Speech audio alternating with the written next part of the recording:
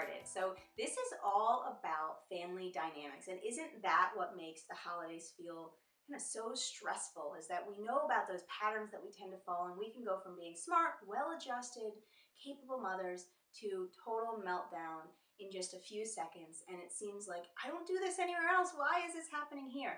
But it's because we have these tracks in our brains that we tend to go down. And I want you to get that if you can begin to understand how your brain works, then you can really have a level of peace throughout this week and throughout the next week, and you can bring it forward and really be someone who takes the lead in creating relationships in your family that feel good.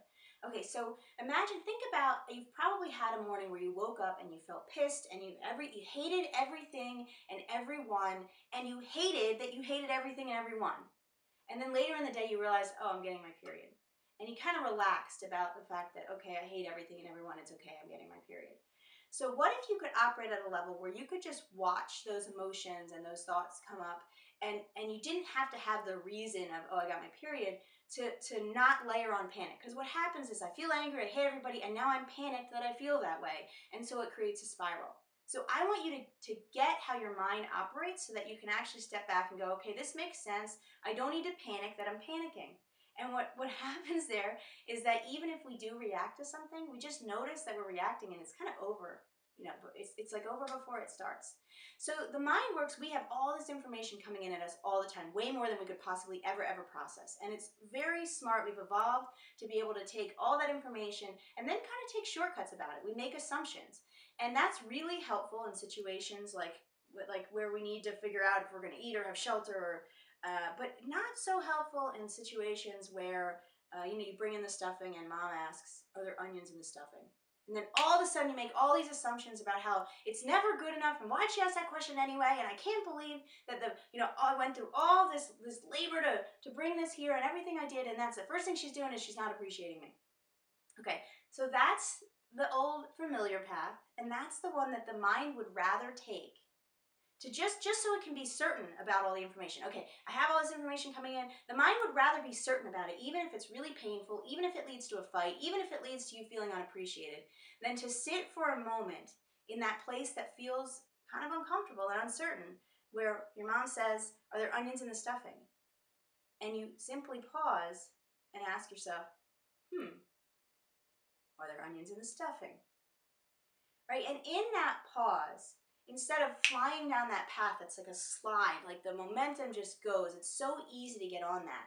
I mean, imagine the pathway of saying, are there onions in the stuffing, and just answering is a little bit uphill. It feels that way, like there's weeds overgrown on it. The old familiar one, you can slip right down, no problem. But this one actually takes a moment of pause and takes some intentionality to say, okay, I have lots of information coming in, but I don't really know why my mom asked if there's onions in the stuffing. I can make lots of assumptions, but I don't actually know. And in that moment when I can admit that I don't actually know and I can be comfortable in the not knowing, that creates a whole different level of possibility. Because here's how it can look one way. Are there onions in the stuffing? Yeah, there's onions in the stuffing. Was I not supposed to have them? I don't even know. Do you have any idea how long I cooked this for? And now you're asking this stuff? Right, that's one path. And the other possibility, are there onions in the stuffing? Yeah, there's onions in the stuffing. How's it going? I mean, can you see that a whole world opens up when we just realize, oh, my mind is hardwired to take that easy path, even if it feels crappy inside.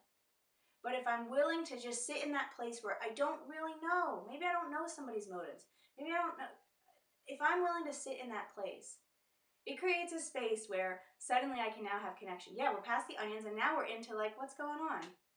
How's your world been?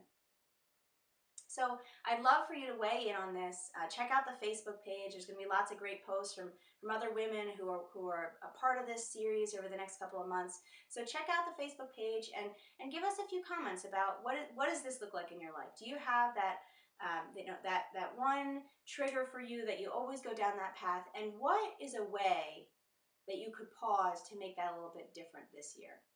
Love to hear back from you and looking forward to seeing you tomorrow.